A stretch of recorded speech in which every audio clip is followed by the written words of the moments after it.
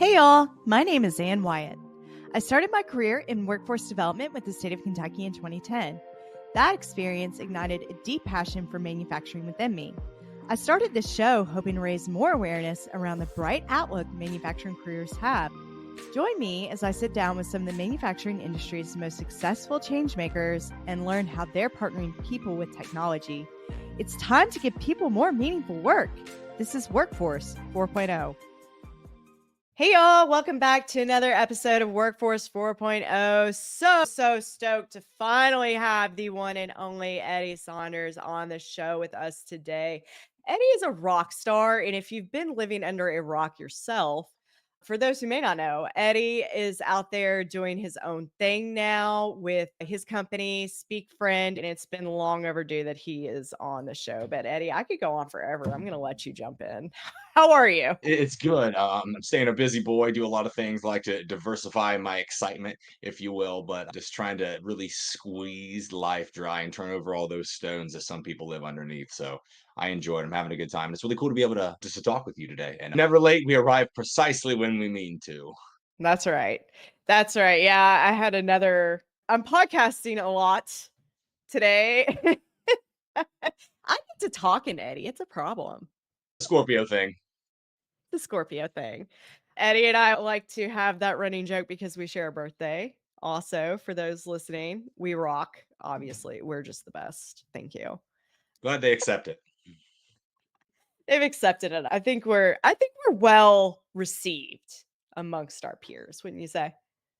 I'd like to say, I know potentially not everybody's cup of tea, but a lot of people don't even like tea in the first place, so I don't take it personally.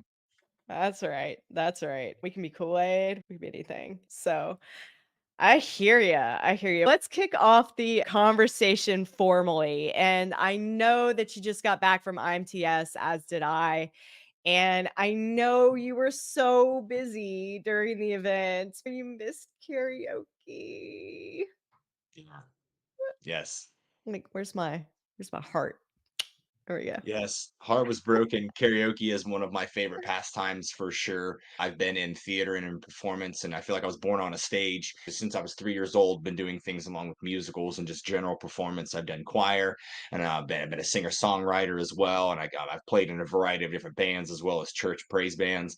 And so music is a huge thing to me. And if I didn't have to be so demanded throughout every single day of the show, I 100% intended on going to the karaoke bar because that's something that I really do love, and a lot of opportunities that I get to sing, I really enjoy it. Same, yeah. And this is news. I don't think that we've ever really talked about theater or anything like that, but this just goes back to show you I think there's something to this birthday thing. So I played piano and guitar, and I was in a praise band, also a little rock band, all girls. It was cool. We were fun. Yeah, and I also really enjoyed theater growing up and did a lot of community theater, and I gotta say, Andrew Lloyd Webber, where are you on him? Like Cats, Joseph and the Amazing Technicolor Dreamcoat, Evita, Phantom of the Opera. What do That's a you fan? solid list within itself, like a solid list. And as much as I love these larger productions, when seeing a show at your major theater in your big city, those are cool. I'll never forget being able to see, gosh, what was it? Gosh, there have been multiple shows. Wicked. Oh my goodness. I Oh my cried during Wicked. god, you Do saw not care. Wicked? Don't care who knows it. I cried during Wicked right before the intermission because that high note when she's lit, it's just amazing. But back to your original point, what I love the most, aside from just big productions are great, you see the professionals, but I love regional and local and community theater because it's renditions and it's people who are just as passionate about it. But my favorite above all is going watching like high schools perform shows because it was Oh, such a that's big fun. root of where I came from and big inspiration to honestly who I am today. I loved high school theater so much and really thrived and blossomed in that area. So I love going back and every year when our local high school has the theater and then multiple around the area, you will find my kids and I we're all around these shows and it's great. I appreciate the effort that goes into it because I was on those stages for many years. I love that. So yeah, sometimes you gotta support the kids and like they're the future, right? And the future workforce is something we talk so much about on this show. Awesome. I love that. So, if you had been in karaoke, what would you have sang? What would you have hit us with in all of your Eddie swagger? So depending on the list, because it does vary by the DJ that's there, but assuming that it's Chicago karaoke, your DJ, they're gonna have a little bit of everything. An easy one that's a real crowd pleaser that shows a lot of my vocal range and ability that can also be sung in repeat is Tennessee Whiskey by Chris Stapleton. That's a big one for sure. Nice. Depending on the type of bar that I'm in, if it's like a biker bar or something along those lines, and there's a rougher crowd, if you will, or it's later in the evening, Mustang Sally is a go-to. That's a big inspiration Nice. from my uncle, who I've watched perform that for years when I was a kid in his jazz band or his like blues band. So those are probably the top two that are most well known. I have delved into "Gonna Find Another You" by John Mayer. That's been a real big one that I've sang in addition. And I do have a little bit of a list, as you can see, depending Yeah. on situations and layers, who's Yeah. around, what time it Yeah. is. Yeah. Yeah. Same. I ended up doing Truth Hurts. I wasn't like super into it. It took me a while to figure out what I wanted to even do. And I was like, I don't know. There was just something, I don't know. I was having a hard time like picking the perfect song. Mhm. And I really didn't. I could have done Alanis, which I do mostly in situations like that. It's like safe, but I just didn't feel like being safe that night, Eddie. I Sure, didn't feel like sure. doing it. I get it. Like a stand-up comedian who tries those jokes on some of these smaller stages, see what works, and then when you have an opportunity like a party amongst your peers and friends where you really got to show what you got to show, you can whip out all your big jokes and you're getting, yeah, that's it goes back to we've done this before, so I get it. You got to take some risks, and that seems like a really good stage to really try something different, try something new, and really show out. Yeah, it was a fun time. We missed you. Well, I'm glad So, the good time is had. Didn't question it whatsoever. You wish that could have, and maybe in hindsight could have, but I wanted to try to do the responsible thing, knowing what I had to do literally the next day. you were there, you were working hard the whole event through Trying. IMTS. You were recording and doing all kinds of stuff. You were everywhere. That's true. All over every single hall, every single day.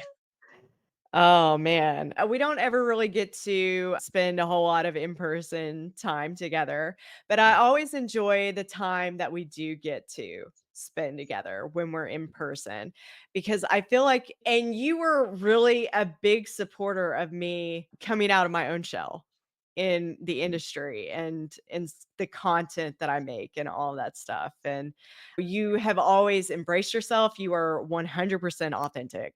What as Eddie Saunders today on this show is the same Eddie Saunders that you will see walking a trade show, that you will see out at the community theater.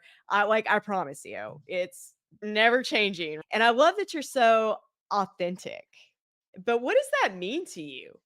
As someone like when somebody's like, "Oh, you're so authentic." What do you think about that? And what is it? I think it comes down to just security in general. And people could one blame it for confidence, but what brings confidence and what is the breeding ground of that? And that is security and being very secure, like with yourself. And that doesn't happen overnight because we know ourselves, we know how we shine, but we also know where we fail. We know our snakes and we know the worst things about us and the skeletons in our closet. And so I remember during the retreat that we had gone to just with our little creator group, and one thing that I had put on the board is that if you're a good human, you cannot be an imposter, if you will, or you are not an imposter, I guess is what it was.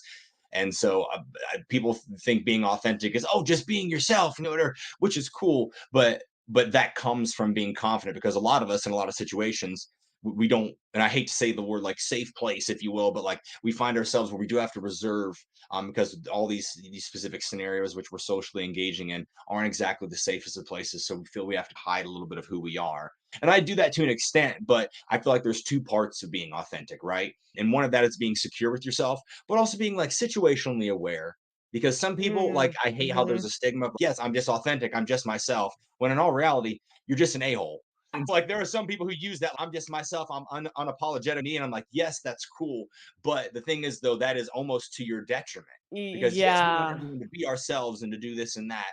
But if you're not situationally aware and you're too much, and I'm not saying that it's essentially a bad thing, but as we both know as human beings, we can be authentically who we are, but we have to remember that in order for us to do that and to receive that energy in return, we have to interact with others. And if we're too much of who we are and it's not well received, I'm not saying we need to change for others, but situational and like emotional awareness is a big helper in building that security so that I know that I can be 100% myself. But in certain situations, I just need to gauge that out because it's not everybody's cup of tea.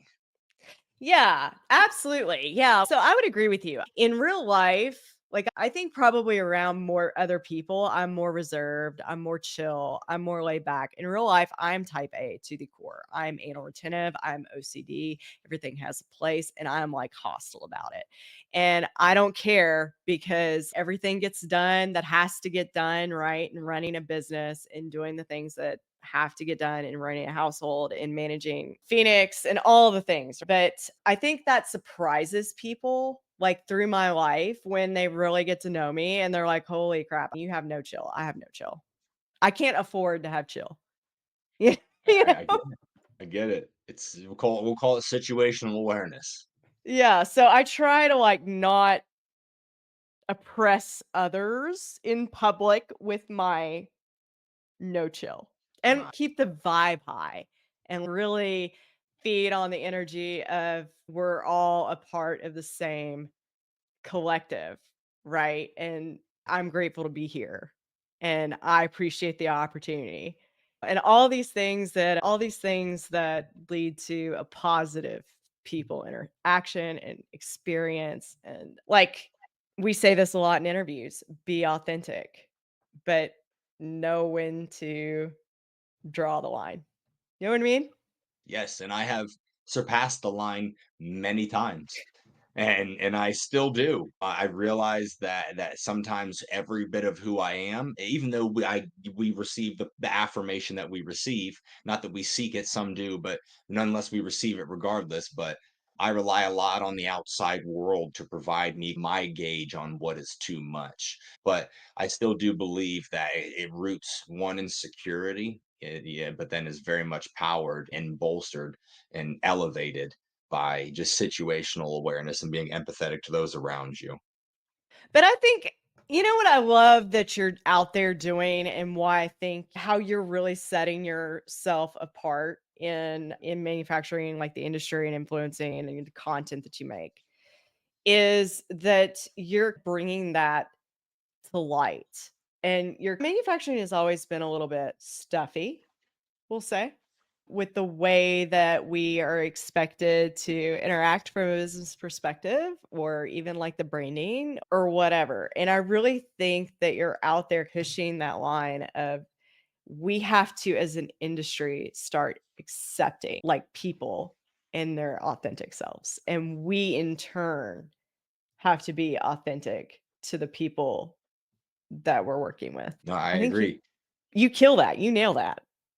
Well, I appreciate that. I've tried to be a lot of people in my life, and as an actor, I've had the opportunity to even act like other people and characters in my life. And through lots of chipping away at who I am as a person, because I have made it a mission to really optimize myself in a lot of ways for mainly my own like my own benefit and just because I can only really look out for me. I've got my kids and my family, but I can only optimize myself to the level in which I need to, and so it's a big driver. It's a big driver, and so I think that it does bring a little bit of empowerment there, but still it remains the same. And if I get to focus on just leaning into who I organically am, I don't really have to nearly modify as much, and I can just make little micro adjustments, remain situationally aware, be empathetic, because that's really the superpower and the engine of who I am. And that's brought me way more blessings in life than anything else. So as long as I continue to use that as a North Star, as I've adjusted over all these years, I'm going to continue doing what works and leading with empathy in a variety of circumstances across the board, business, life, whatever it may be. That fuel is still burning bright, so I'm going to continue to burn that till the light turns off. I love it. What else can you do? Just keep going. So I've tried lots of other alternatives, but knowing that, I just like to think I've got a pretty good system of how to continue to optimize myself and continue to challenge myself. I don't have everything figured out, but I'm pretty confident in those regards, and so I don't require others to challenge me because I'm continuously doing that for myself, which therefore makes the other challenges and adversity that I'm faced with a lot easier because I've calloused and prepared myself for such things. Because that's really what life is continued adversity, and then we die. I'm not trying to be doom and gloom, but everything else in between is an accessory. You got a point there. And I think Yeah, I think like industry and business is very comparable to life, right? And do you think that we're doing a better job of embracing the authenticity of others in manufacturing than we were? I think there are lots of really good examples that are forcing individuals to recognize the value of it. And for those who don't understand it, are watching it happen. And like those who do get it are the ones being noticed. And like my clients are specific examples of that because we're applying things that are working in a lot of other industries, which are humanizing a lot of your efforts. And so people who are able to be their authentic selves are being featured and put in the forefront and gaining much more traction and much more reach frequency. And there's even data behind how much more well received some of this content is when the human beings are led, and sometimes even not even the most, some very unorthodox, I should say, human beings who you typically wouldn't think should be brand led, but they are. And it's wonderful to be able to see that happen. And everyone says people they transact with and connect with people they know and trust. And we forgot that message when people just wanted to be brand promotion heavy, which I'm saying there's a component to that conversation. But when you put the right human beings and they are authentically being themselves, but while also properly positioning the brand, like that can happen organically if done correctly. And it's just interesting the amount of effort that's not being put into that. So to come back to answer your question, I do think it is being recognized and it's almost a prerequisite for someone to be content and to want to actually outwardly promote the businesses that they work for, and they're becoming great proponents for it. It's cool to watch. It is really cool to watch. It has really evolved from 10 years. I'm sure people that have been doing this longer than us and like, wow, the industry's really changed. And they would have more insight into it. But Mhm. last 10 years, it's really evolved from my own perspective. So when you're working with your companies and you're like borrowing other ideas or maybe approaches from other industries, which industries are you looking at? Is there a specific one? I really pay attention to not necessarily industries per se, but B2C brands. Nice. And so individuals who are directly hitting consumers, because they're going to market in a different way because they I understand do. they're primarily hitting their audience from that 5 to 9 slot, and that's a figurative time slot, but everyone thinks about your 9 to 5 and they forget about the 5 to 9.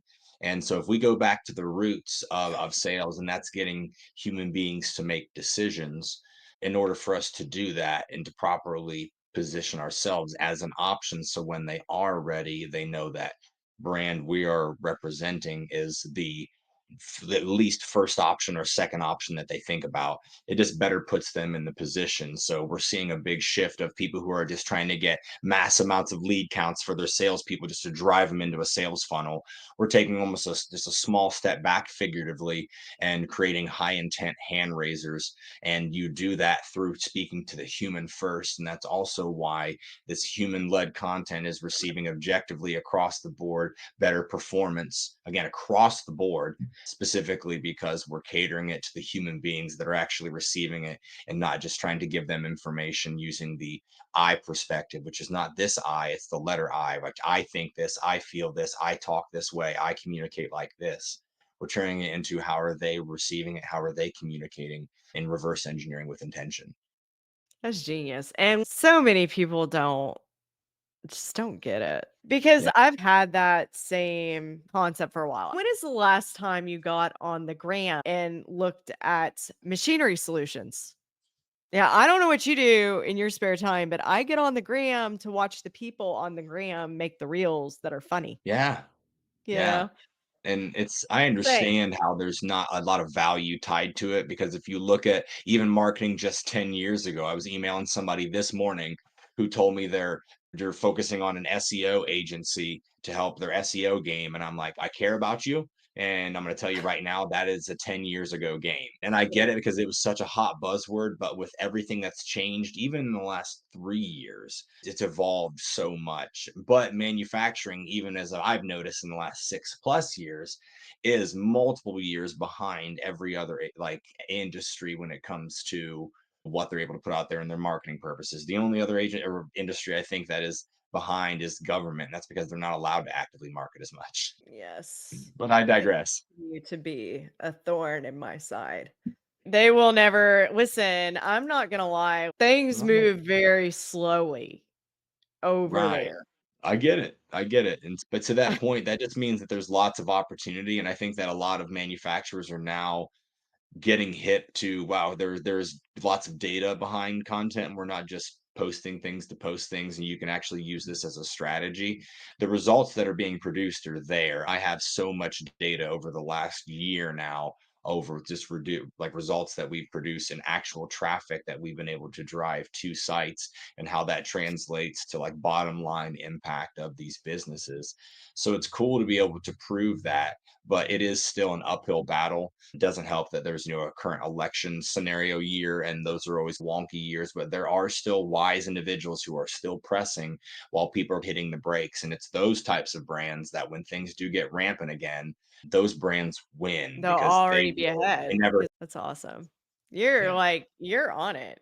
You're on it. That's interesting. Do you encourage them to find people to represent their brand in a way, like maybe internally, and like people that have that authenticity that aren't afraid to maybe be a part of the content? Is that We all something that you encourage? Yeah, but the thing is though, like not all subject matter experts are created equal. Some of them are great, they can tell you the information, and then you have to synthesize that, and then do you turn that into clips that you can have a more presentable person read. I've been a part of a company where we purposefully hid the CEO as much as possible. Not hid them, if you will, but we didn't put their content out nearly as much. They were a personable individual, but there was just some abrasive pieces of who they were and how they came across. And we realized that wasn't always the best received by people who are making very large purchasing decisions for this entity. And so that's why Right. we leaned into other individuals, including myself, to humanize it on a better level. And so, like, I do recommend if you have these subject matter experts or individuals who you can feature. It was funny because after I started really rocking it a couple years back, you started seeing much larger brands trying to find like their person. And it was great. It was super inspiring and it was very timely. And I take no credit for anything because there's no proof in data other than just like A serendipity and timing, if coincidence? you will. But aside from that, but you saw it and then people are still doing it. And so there's still that belief there. I still do believe in the industrial space. Like depending on the type of product or service that you're promoting, it makes it difficult to tie into the influencer market. But I have had great success. And I would argue that aside from like Titans of CNC, there's been nobody in this industry that has done more extensive collaborations with influencers and B2B content creators than myself. And I say that boldly, but I also say that very accurately, with the exception of Titans of CNC, because I have facilitated collaborations with some of the largest brands in the entire industry and some of the largest creators in the industry and had amazing results from it. That's awesome. Yeah, that's amazing. It's I think that you're onto something. I think that when you're using these social platforms, again, you're there for your own entertainment, and it's a very personal one-on-one experience. And if you can find somebody that's out there crushing it, that's like making content and that has their own personal brand, it's easier to captivate, essentially borrow their audience. Yeah. Yeah. Yeah. Not all collaborations are created equal though. So I won't get into it because there really is a whole ideology and there's a way to again reverse engineer it with intention. But there's viability in the manufacturing industry and just not for everybody. And I will be perfectly okay admitting that it is not for every brand, but for the brands that can, it's great. It can produce some real good objective results for you. That's awesome. Yeah. I don't know. It'll be interesting to see how like also like the platforms, how they continue to develop over time. And like what like LinkedIn just changed their algorithm again recently. I'm sure, Always were you changing. aware? It's always changing.